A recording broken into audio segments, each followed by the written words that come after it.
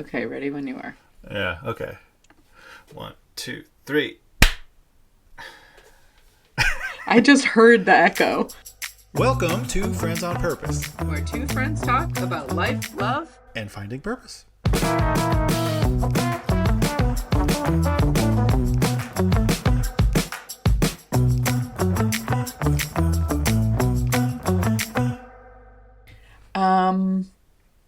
Eric.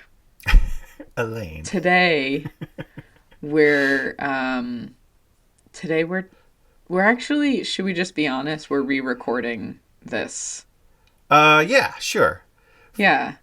We already kind of had this conversation. In order to keep trust with our listeners, I like to be honest. This is a trustworthy We're all about source. transparency. That's right. Yeah, we had this chat, and I think we both felt like we wanted to articulate things a little better, and it was really helpful to record it once and just like think on this. And now I think we feel like we might have a better frame of frame of reference. And for reference, this is gonna dive a little deeper than we have before about my church kind of. I've been calling it cult experience. Yeah. I know that term cult is kind of loaded, but I think it checks a lot of the boxes. And so this is going to be part one. Yep. Of 2 parts, to where I just kind of give my church experience, because I know folks have been curious and wanting to know more about that. And I think it will be a good base for future podcasts, because it constantly comes up. So for folks to have a bit of a reference of, where I'm coming from, we thought it was a good idea to talk a little bit about it. We did. But it also folds into the question that we... Right. we The question that we originally wanted to start with, which we know we talked about last episode, but just as a reminder, is what expectations have you had to let go of to be more yourself? Yeah. And I don't think you could think of anything else more. Yeah. Like... I thought about in. okay, do I want to do church? Do I want to Right. talk about my church life? I could do work, but that seems kind of boring. That's just like normal growth stuff. Super boring. Yeah. When you've been in a cult, talking about work is super boring.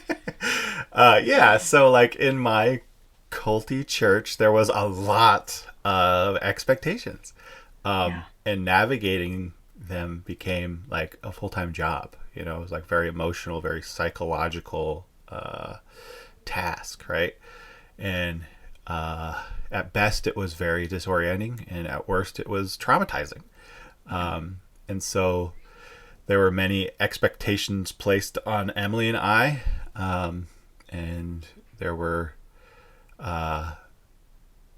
there was a certain set of expectations that we eventually had to just like consciously decide to let go of, because they just weren't working for us. And whether it was like a reluctance or like, I guess sometimes I look at it as kind of a little bit of like resistance, like our little protest, against the powers that be, right? That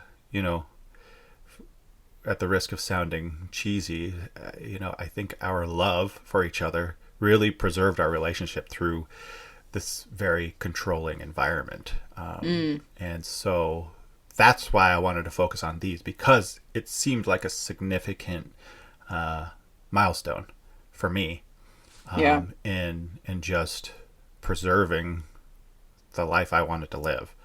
And so that, the expectation that Emily and I had to let go of was the church's version of Christian gender roles. Yeah.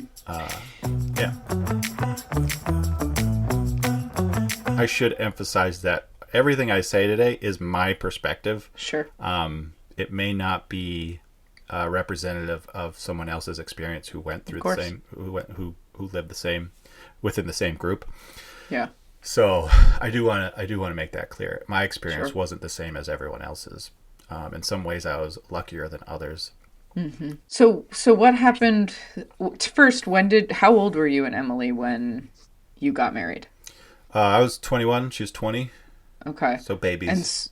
Yeah, you were young. Yeah. And so what changed? What then changed when you got married? Yeah. So uh, I guess the there was added responsibilities to those roles.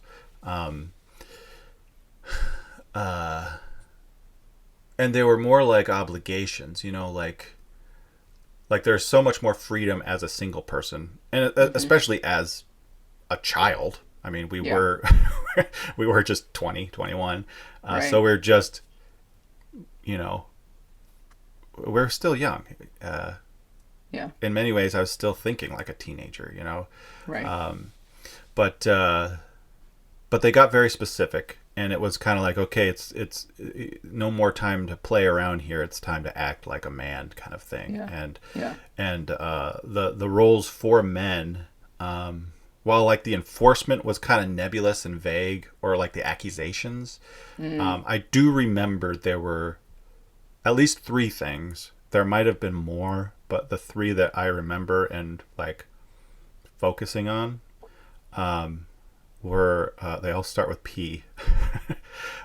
So as a husband and as a father, you were expected to be the priest, to be the protector, and to be the provider.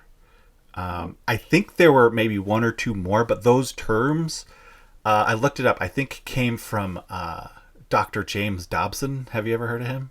No. Okay, so he was like this Christian family guru for the guy you go to for godly family life advice. Like in the 70s, 80s, 90s, Yeah, 2000s. all of Yeah. those.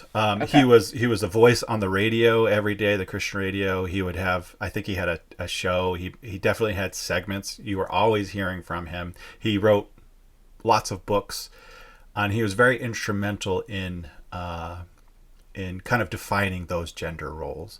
Yeah. There are other resources within our church community that we use. One book in particular, The Christian Family, which I find hilarious that I never read, but it was like the go-to resource. Emily's still kind of annoyed that I never read it. But they didn't have the audiobook version, so how could I? Right? I can't weed. But it shared the same principles, and and those resources were adopted by like mainstream Christianity within Yeah. by the 80s and 90s for sure. And they're very outdated, much like gender roles are already, Sure. like traditional gender roles. So that's where I picked up on those three characteristics: priest, provider, protector. Hmm. And so, as I can explain those a little bit more, but like a priest meant basically you are the spiritual leader Yeah. of your Of your family. family in it. Yeah. Yeah, and so your job is to like foster an environment where Christian faith can flourish, Hmm. and be passed on. And so, what that looked like was, you would teach the Bible to your kids. You would teach, the value of prayer and worship on a personal level. Hmm. How using the Bible to like back everything up that you're Yeah. teaching, and like basically just be the like a priest is to a church. You Yeah. are to your home. Your family is your flock. Yeah, and to me that wasn't foreign, and honestly, like I grew up that way. It was familiar to me, and it was Yeah. very positive. Like Sure. it was very sheltered. Hmm. And when like you're not functioning under this high control fear, I think it was very good. Hmm. I'm not saying it's the only way. It Yeah. certainly is not. But for me and for my parents, like they chose these roles before they entered into this culty church, Yeah. and it was really wonderful. It was a Yeah. wonderful way to grow up. And so what that looked like for me, and I emulated that with my kids in their early years. Yeah. Was to we would sit down for supper every night together as a family, Sure. and we would say grace. That's a Yeah. pretty normal thing, right? Yeah. Wait, I Um, just, before I lose it, actually, one thing that I think is really important is that you said your parents chose yes. those general roles. So, Yeah. like, that's just like, yeah, it works for you if you feel Yeah. like you had the agency Right. to be like, let me think about this. Right. We both agree and we choose. So, anyway, Yeah, and that's a good point. Like that is like I think this is a perfectly acceptable way to live yeah. when you're not in a cult. When you're not being forced, when you're not What being abused into right? it. What it looked like was, we would have dinner at the table, bedtime. We would always pray for the kids, each one. Yeah. Essentially a practice of gratitude and reflection, Yeah. and good things.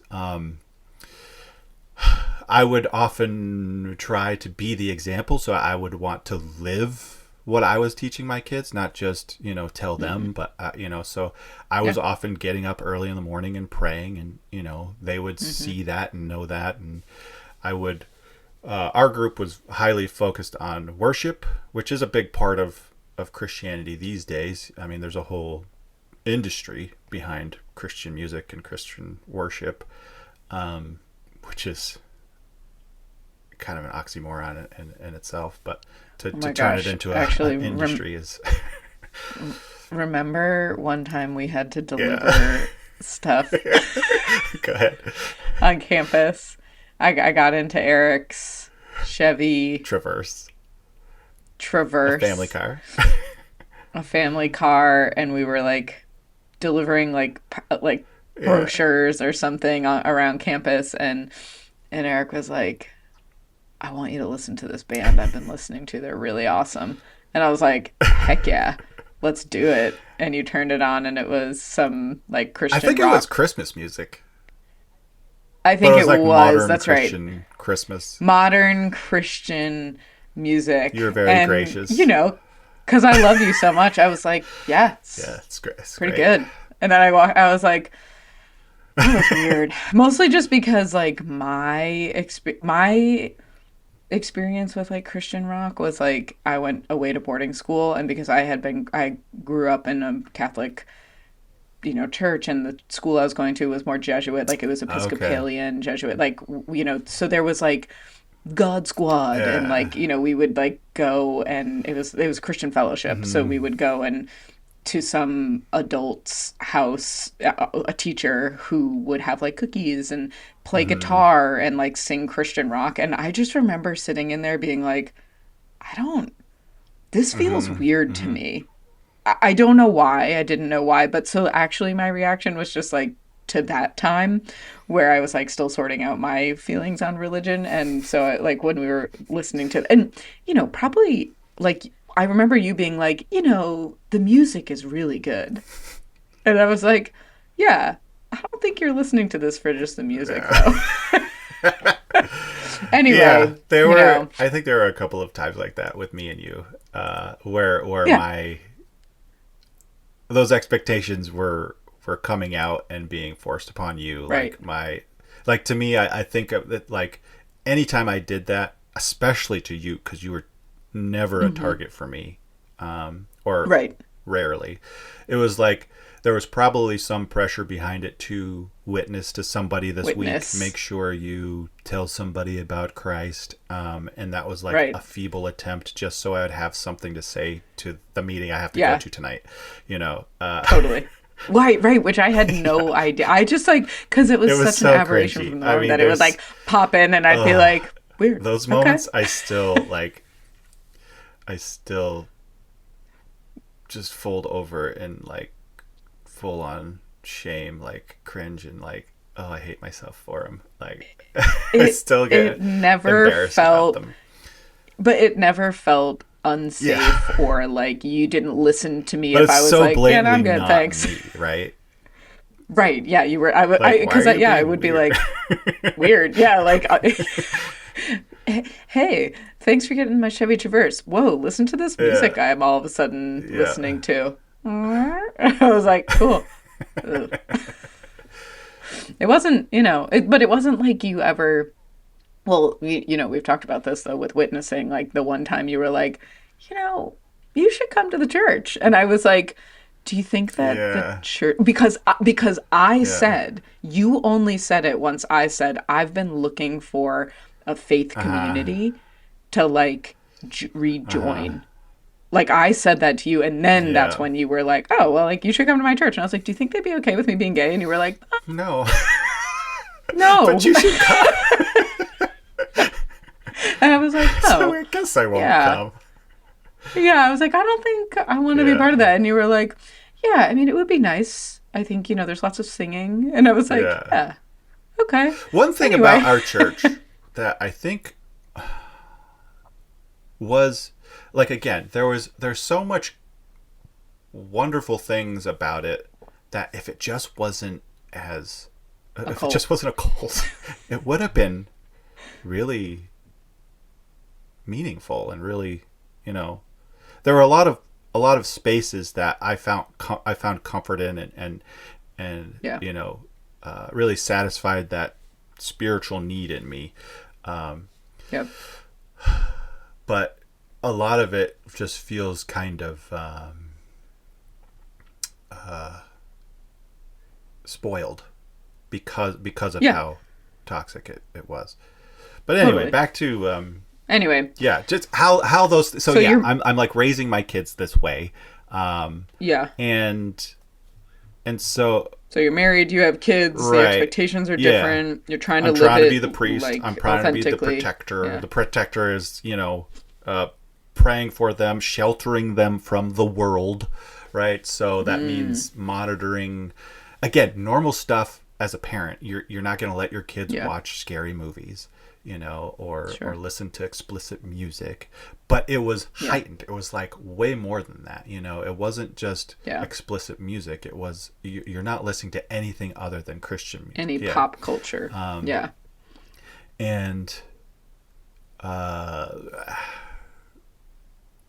there was definitely the physical side of protecting them, but again, that's what any good parent would do. Totally. And that got really weird. Like, there's this whole like gun culture that entered the scene in kind of the early 2000s, that we'll get into in part two, I'm sure.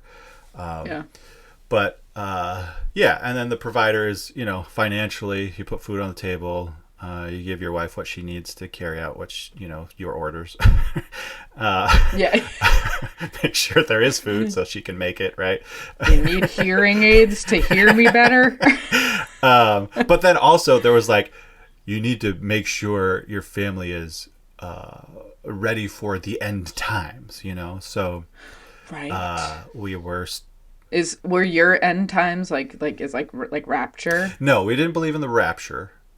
We did Okay. believe in the Great Tribulation, Tell me which I more. think is like, God, I'm gonna get this so bad, so wrong. Um, I think it was like, it stemmed out of the Book of Revelation, which is kind of the Okay. apocalyptic book of Yeah. of the Bible, the last book. But it's like a a period of time the where Satan and all his powers were allowed to come to Earth and basically just destroy it. So it would bring famine. Oh. It would bring pestilence. So there's things like the pandemic, or anything close to, like I remember the bird flu or the swine flu was like, oh, Right. we better Yeah. get all of our medical Things in supplies order. and stockpiled, and the threat of famine, to where we wouldn't have the food we'd needed from grocery stores, so we'd have to have it Mm. stockpiled, and we needed to be good, like we needed to know how to like grow food so we could Yeah. provide for ourselves, and basically just be self-sufficient in these times of tribulation, which were And sign of the end times. was that all like you were in charge of that for your family, but this was also happening like cult wide at the location, Yeah, like so at there was a piece of yeah. property we purchased in the late 90s. So when I was a kid, it was shortly after we started going Joined. there. Yeah. Yeah. Yes.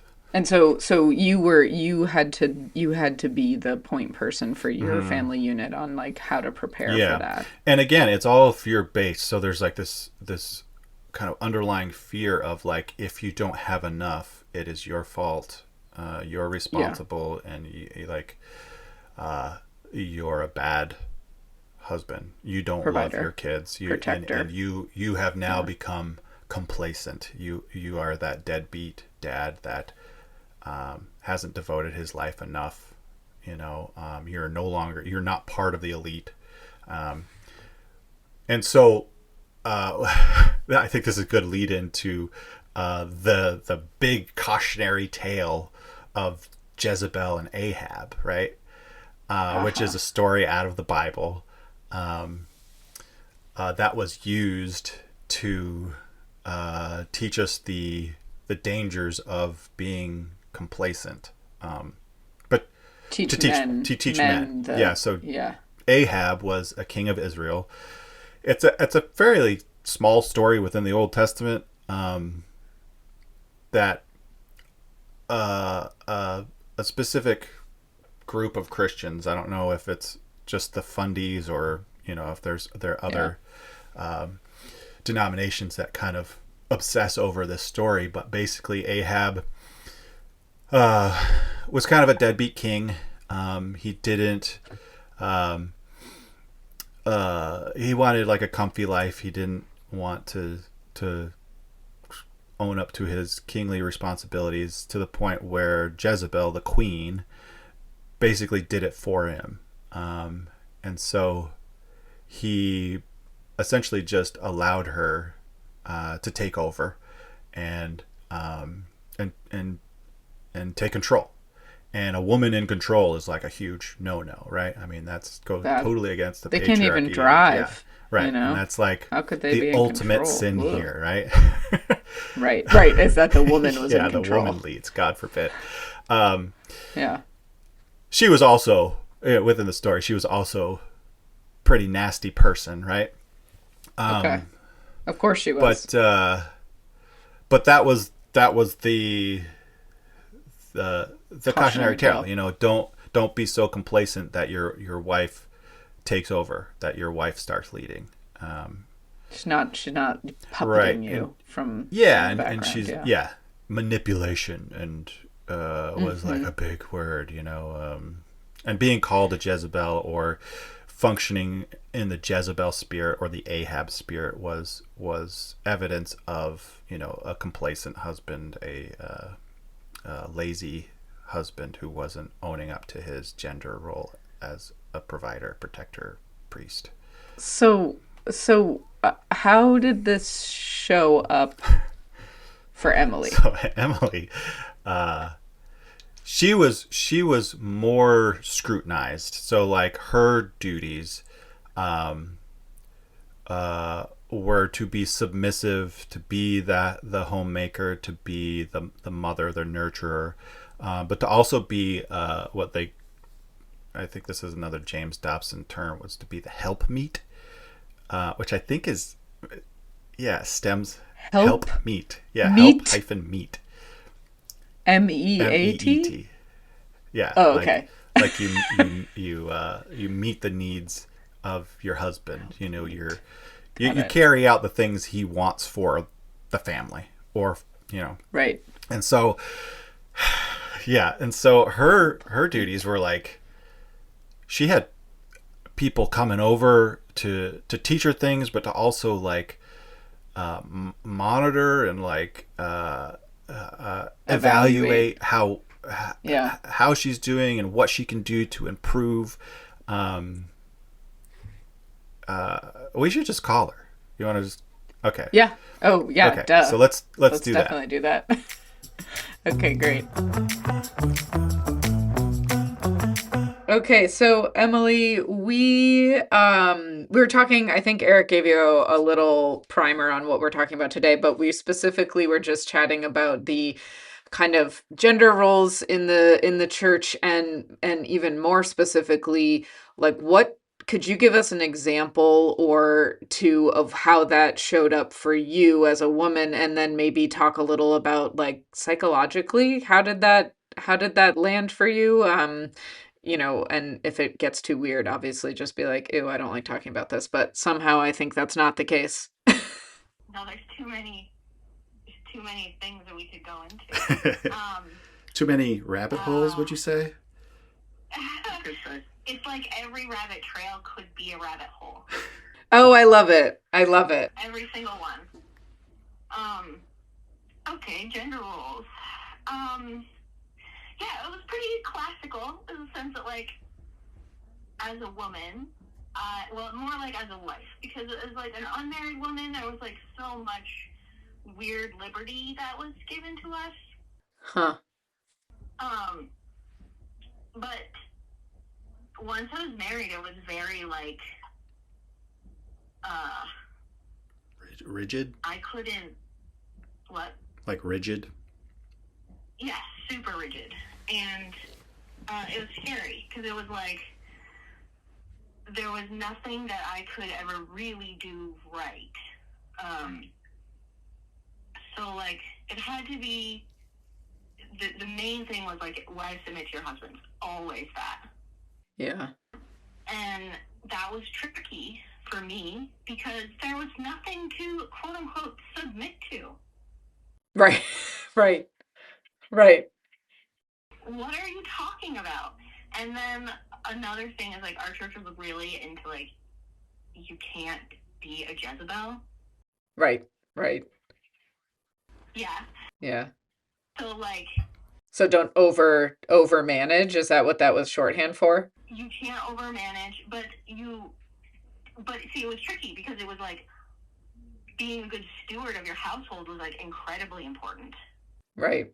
So, like, how do you do both? Emily, who was the enforcer for women?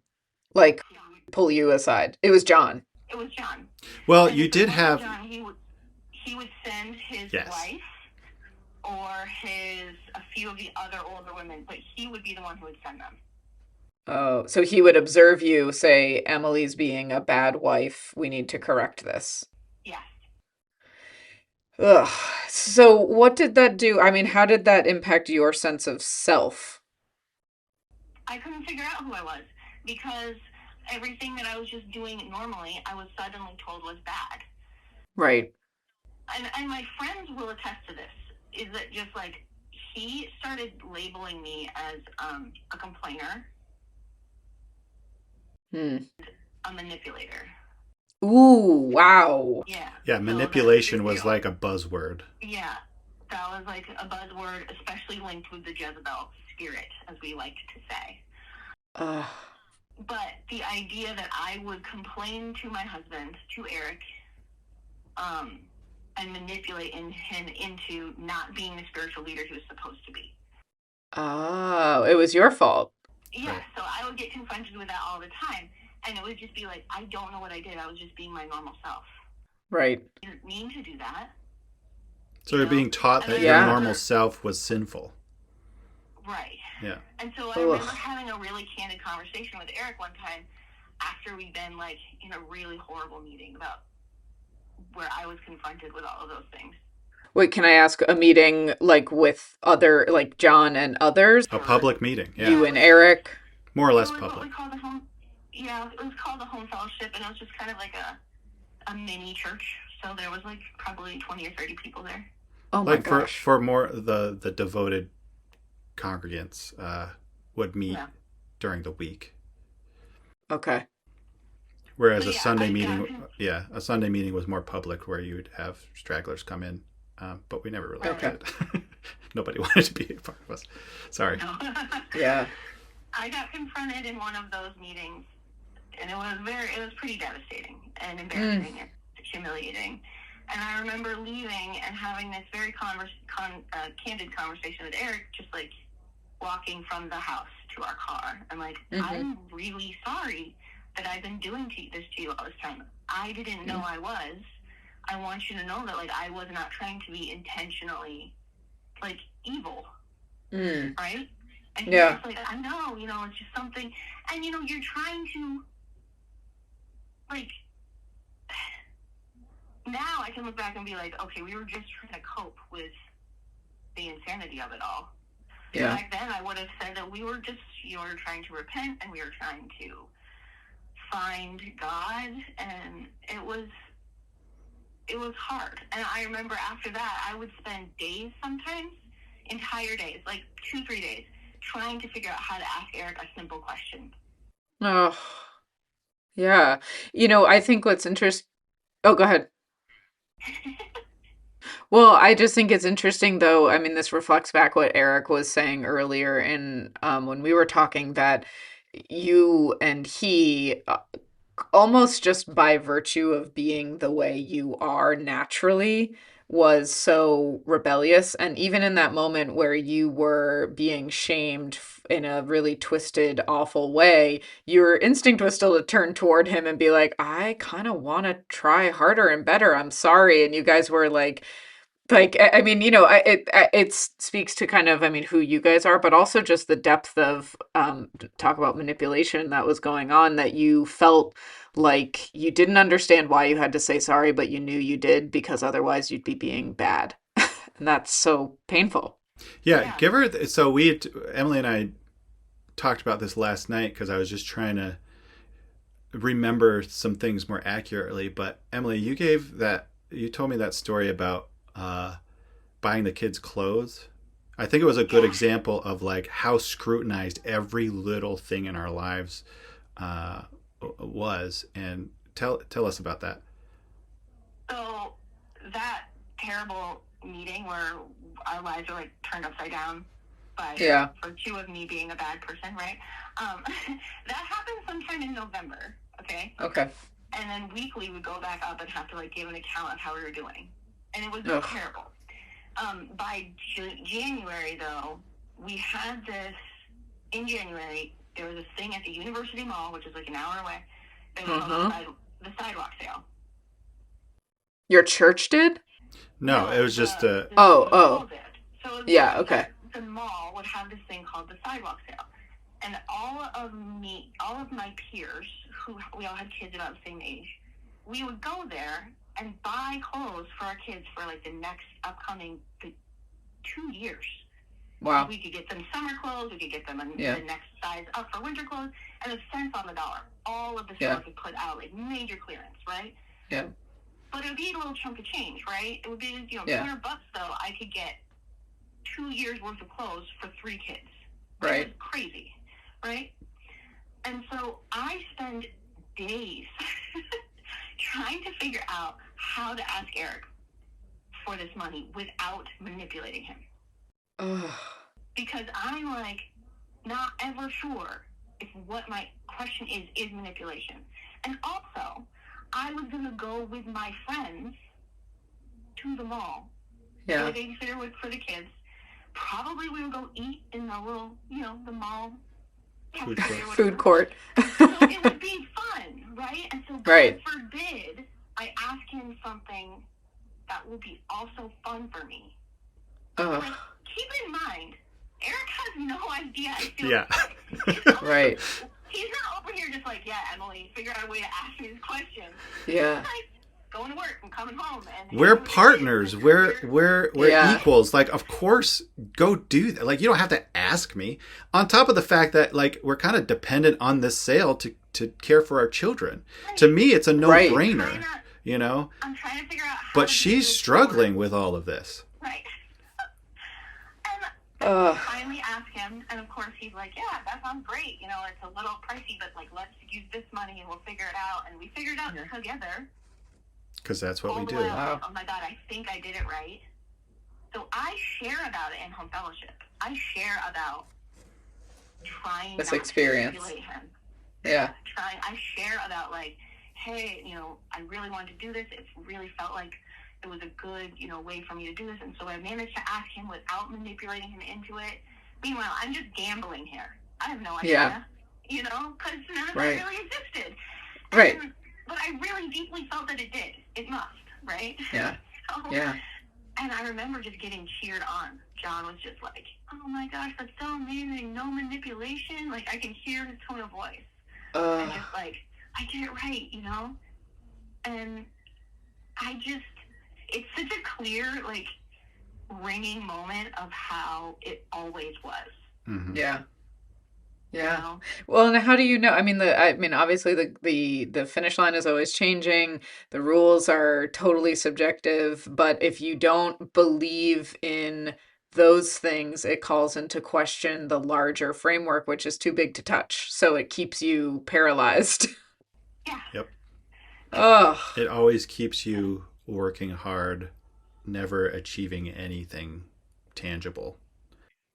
Well, you're only achieving what John wanted you to achieve. You're always puppeted, you know? You're right.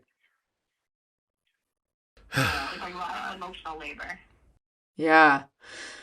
Wow. Thank you for sharing that. I think it really, I mean, we heard about kind of the opaque, like not so clear, maybe vague is the better word, boundaries and like expectations for men. There was like always something you were supposed to be striving for, but what that was or how to do it was a little bit unclear. But for women, it sounds like there was just this really very rigid expectation with a lot of good examples of what you shouldn't do and how you're supposed to submit, but that also sowed a lot of confusion because ultimately it wasn't real. So you weren't following a real playbook. Yeah, it was like constantly being on like a rolling ship. Like you never knew what was going to be, what was going to throw you off next. Yeah. You know, you could walk into a room and John would say something like as a joke to you about something. Because he would do that all the time. It was like a jokey tone of voice, particularly towards the women. And if you joked along with him, you never knew if he was going to turn on a dime and make it a spiritual problem. Oh, God. Wow. I was remembering today how he came up to me and Eric one time when we were at a summer camp for the church. And we were all having burgers for dinner. The whole, like, picnic table. We're all sitting there having burgers. No biggie. It's dinner time. We're having fun. Mm-hmm. And he looked at me and he goes, did you ask Eric if he wanted you to have that hamburger tonight? Oh. And I laughed. And he kind of had like a look on his face because he would do that. You know, like it was like a jokey moment, you know? And I joked back about like, I don't even remember what I said. And then he flipped it on a dime. You should be asking your husband what he wants you to be eating. You know that, right? I guess you don't like to submit to your husband, do you? And he was very fat phobic too. You know, the second you gained 3 pounds, and yeah. Like, oh my God! God! And Eric was just like, I don't know, like I'll eat your burger, babe. I don't care. I'm like, what? Am I supposed to care about this too? Wow. Yeah, but if I had taken that, I know now that if I had taken that comment seriously and been like, he would have said, like, I'm just joking. Yeah, and he would have been like, stop taking everything so seriously. And that would be a spiritual problem, too. Right. Yep. Right. Wow. So as a thing, that was how it was for women, for sure. Was a constant, like, off-kilter. You never knew one day if you're going to be called a woman of God or a Jezebel. A Jezebel. Yeah. Wow. And everybody has an eating disorder. Everybody. Oh, God. Well, thank you for sharing that, Emily. The way you guys both talk about it, I'm just so glad that your like selves were always like they didn't totally squelch the most special parts about both of you, which is awesome. But I know it's taken a lot of like reorganizing in your lives to really sort what's up and what's down post John. A lot of just unshackling and being like, oh, thank God, we don't have to think about that anymore. Yeah, the mental load you were talking about for sure. All right. Well, thank you, Emily. As always, you're the best. Yeah. So you can see that it's all very like psychological and like in your head, and you're constantly under this pressure of like having to fill these roles that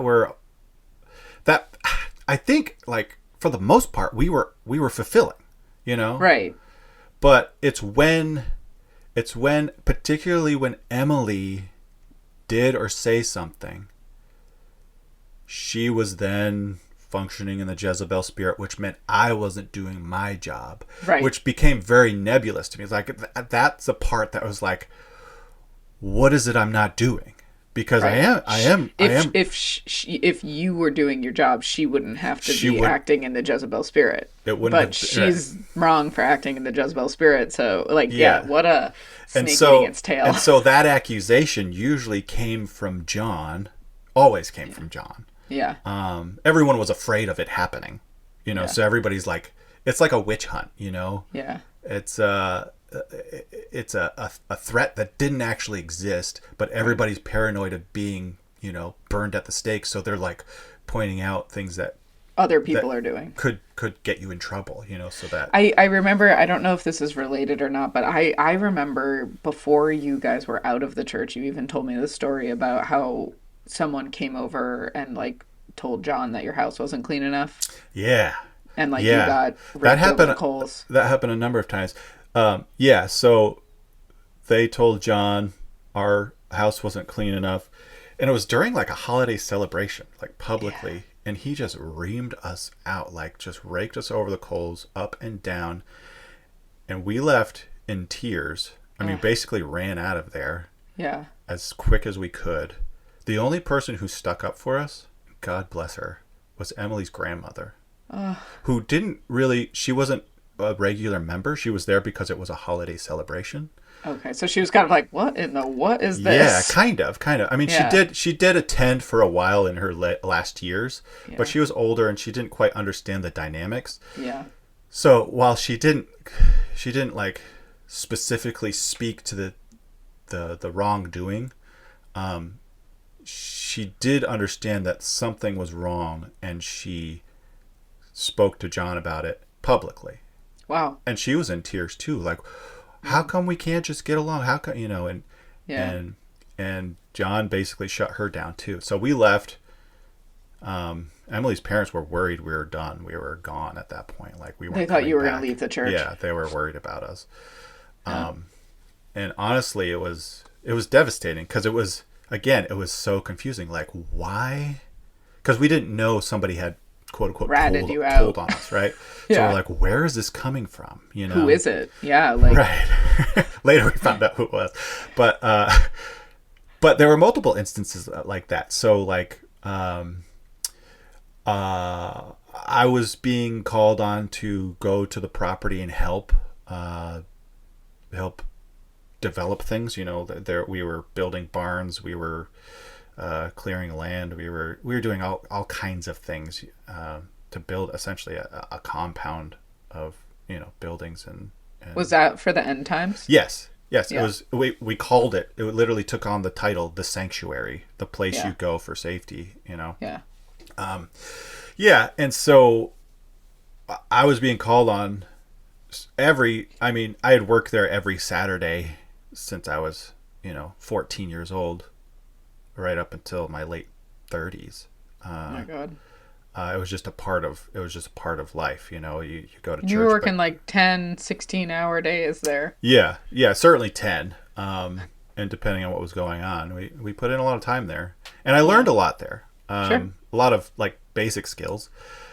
Yeah, and I just like shout out to your framing skills that helped me a lot. Yeah, so I learned how to build things. I like that kind of stuff. Yeah. Yeah, so just back to the shaming. So I was part of that, and it was pulling me away from the family, to the point where it was weighing on Emily, and it was weighing on my sister. Emily and my sister were very close friends, and so they ended up going over to my mom's house and telling her about how hard it was, and they ended up, and my mom's, likely struggling with similar pressures. Totally, my dad was a leader in the church, and Yeah. and he was under a lot of that, pressure and control. So they ended up having a couple of glasses of wine and just kind of gushing, and it ended up to where my mom just was legitimately worried for them, to where she brought it up, and it got to John, which then he took as a threat, like, there's dissent. yeah, there's women whining and complaining and manipulating, trying to manipulate the direction this our church was going in and developing this property, and that was a threat to him because that was his home and his dream and the thing that he wanted for himself, right? So it ultimately came back to John and disrupting his flow Vision. and his vision. Did John's whole power stem from like he had a direct line to God? Yes, yes. So He yeah, was like he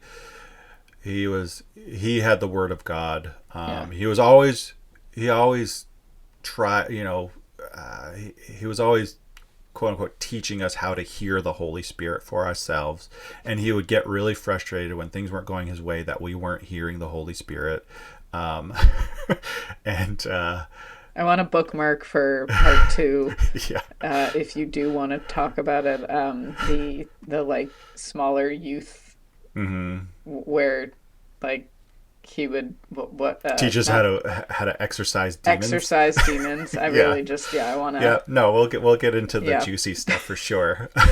So I just like what I hear from you and what Emily said was just like it's a really confusing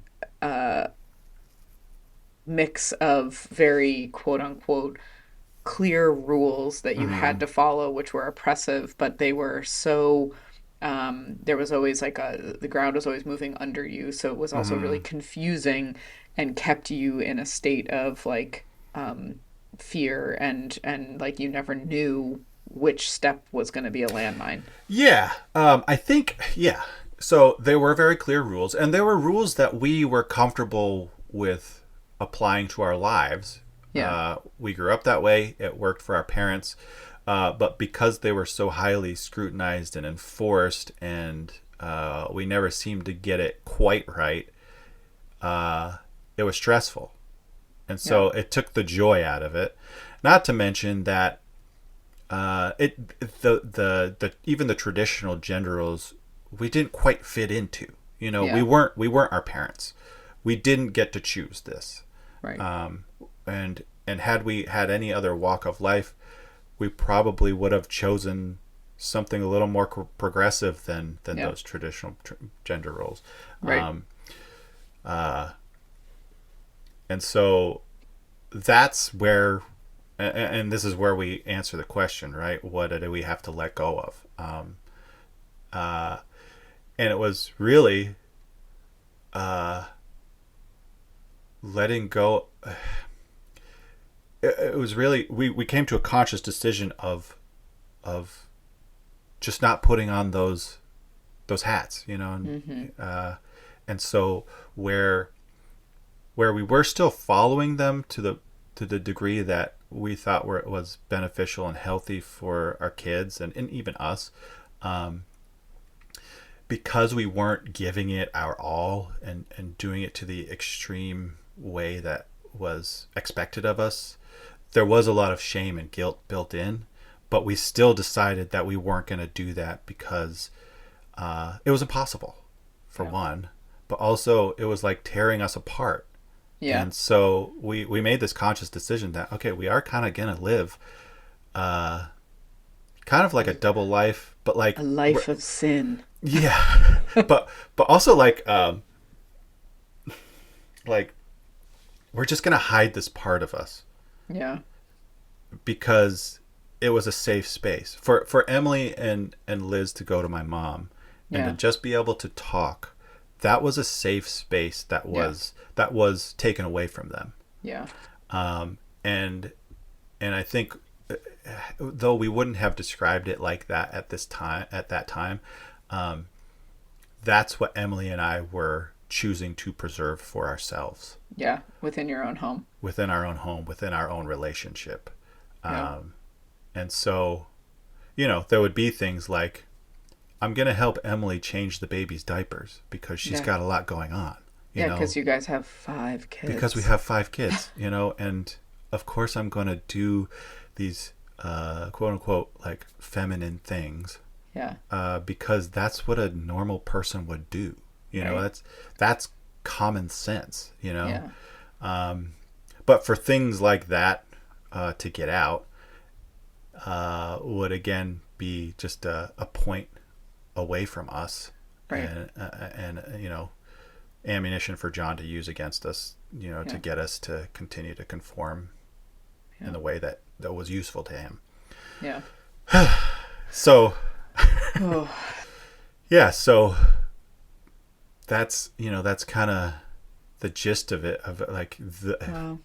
because Emily and I made that choice, and this was probably, I don't know, 5 or 10 years into our marriage, that we decided we can't do this anymore. We're just Yeah. gonna have to hide this part of us, and do our best, honestly. Yeah. But man, again, it sounds cheesy. The power of love Yeah, I mean, really there's really no preserved way. us. Yeah, I mean, this, if you were different people, if you were a different person, it just would have gone Yeah. a totally And if you different way. and like Emily said, you know, it's like she was being told that her own intuitions and her own sensibilities were bad, were sinful, and that wasn't her. When in fact, if we had have been more in tune with those, if if if we had have followed our intuitions and what seemed natural to us, we would have thrived. Right. You know, we would have Right. grown into the relationship, and again, the enforcement happened like almost right away, Immediately. Yeah. into marriage. It's like we didn't even have time to grow up. Oh. And so I think I think the takeaways from this would be like my intuition is often wiser than I realized. You Yeah. know, Yeah. you know, the moment we stop trying to contort ourselves into someone else's version Totally. of right, you know, we Yeah. protected what mattered most, right? Yep. And then letting go of the shame really created a safe space for us. You know, when So much of your mind wasn't being dragged towards yeah, fear of being, yeah, when the pressure to be yeah. something or someone Yeah. was gone, our relationship had room to breathe instead of turning inward and destructive. Like Yeah. I was clinically depressed. Like there were long bouts of me just depressed, and I thought it was like a generational thing. Like I was taught it was a curse, you know, Yeah. that I needed to break spiritually. But it was really just that I was in this controlling environment. You Yeah. know, it has never been anything I've struggled with since. Yeah. And you know, growth doesn't have to be performative. Yeah. Yeah. You It know, doesn't. like moving Yeah. out, like moving at your own pace, imperfectly, Yeah. is And still being real informed, growth. yeah, by what is coming up from in you. Yeah, you know, it doesn't have to look polished. It doesn't have to look impressive to the outside. No, it's like so boring. Yeah. And so it's Yeah. like you can just live your life and grow as a person, you know? You can. It's possible. It's possible. Believe it or not. Yeah. Like just Yeah. moving through life, you Wow. grow. Yeah. Well, hopefully. Right? I mean, yeah. Yeah. Yeah. And I think, I mean, I also like won't discount, I think in all of this, just you know, I'm sure you hear this question all the time, and over time listening to you kind of deprogram from this, it never actually occurs to me to wonder, like, how did you not know? Because you were actually being told that you were growing and you were trying to become better, and you were following a path that you thought was kind of in alignment with values that you still have today. So that's the confusing kind of And that's what part. a lot of therapy was for me afterwards, was like Yeah. sorting the good from the bad, and Yeah. that was very helpful. But like, yeah, I mean, you can never go wrong with choosing the path of love, right? Yeah. If we want to bring it back to Yeah, to that. we always But, do. yeah, but choosing a path Yeah. of love and connection, Yeah. you know, and Free of and judgment trust. Yeah, and fear. yeah. Yeah. It's like you can't go wrong, Yeah. right? And Yeah. so, fortunately for me and Emily, that's what really preserved us in all of that. I think though, I think, I mean, I just, my heart, I have a lot of compassion for maybe people who believe that what they're doing is out of love. Like, no, we're doing this Yeah, because I we know. love It's you. You know, we whoops. want you to be, Yeah, and that's an abuse yeah, of that. So that's where it gets so confusing because yeah, I don't think you were with people in this cult or high control situation that were are, you know, they're not monsters, they're not inherently bad people. They were being told that their path forward was guided by love of, yeah. you know, God, love of your family, and that And I think I'll get into that in part two. wasn't your church Chewy name, like wasn't it called Love Never Fails? Yeah, well, okay, so that yeah, which is ironic. Boy, did it fail. That version of love definitely Well, because failed. it wasn't. Because it wasn't. Yeah, It wasn't. That was a yeah, misnomer. Okay. I mean, thank you for sharing all of that and kind of I think just you know I'm so struck by always by you and Emily as a couple, but it's so much more impressive that you were able to under all of that like shelter with each other, and it made you guys even stronger and that you survived all of that and came out like kind of with a validation like proof of concept that you were like yeah. wait, our instincts were right, Right. and Yeah. like that was really powerful. Yeah. It's a point of pride for me. Yeah. I I love that about us. God, I And love us. God, I love us. We're the best. No, yeah, but I think part two we can focus on kind of like the day to day of this group, Yep. or kind of like more of the outrageous things that I think are fun to talk about. They're a little juicier. The salacious details that you Yeah, know we've all been waiting for. yeah, and also like why we stayed. You know, like I Yeah. think because in my own deconstruction, I ask myself that constantly. Like, you know, I watched and read and listened to numerous podcasts and documentaries and films Documentaries. on Yeah. cults, and I would even ask, like, why didn't they just leave? Me, I'm asking that of someone Yeah. else when I should Yeah. be probably the most understanding. Yeah. But I do want to address that question, Yeah. and I don't think our cult was any different than any other cult, whether religious Yeah. or not.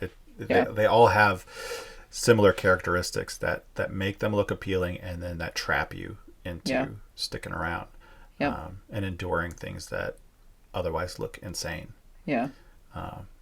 So, Well, and I mean, I don't think it's any, yeah, different than like that, you know, we've learned not to ask that of, you know, someone who's being abused by their partner, you right, know, because yeah, we know what yeah, abuse yeah. It's very much does. like that. It's Yeah. hard to, it's so hard to leave. It's a cycle that, and I think, yeah, like talking about it in the context of something that maybe someone hasn't experienced is helpful to just say, like, you know, here were the power, like the tools of control and abuse that were at play. Yeah. Yeah, I want to just like plant the seed for, yeah, definitely the exorcism Yeah. nights, Yeah. the gun shop. Yeah. I think those are two that, yeah, definitely Yeah. stick in my mind. And All right. I wonder if you recall when we walked on the rail trail, as you were like one of the times in the pandemic, we took like a really, really long Yeah. walk on the rail Yeah. trail. And I remember you just like, because you were in therapy about this, talking Yeah. about it. So it was all really fresh in your mind. And I have this memory of me being like, like my jaw was just dragging along the rail trail, Yeah, being like, yeah, and kept being like, what? And you were like, yeah. And then, boom. And I was like, So I hope our listeners have that same experience. Yeah, hopefully. It'll be fun. Okay. Well, I love you so much. I love you too. I'll talk to you later. Until next time. Okay, bye. Bye. You can find us on Spotify, Apple Podcasts, YouTube, and TikTok.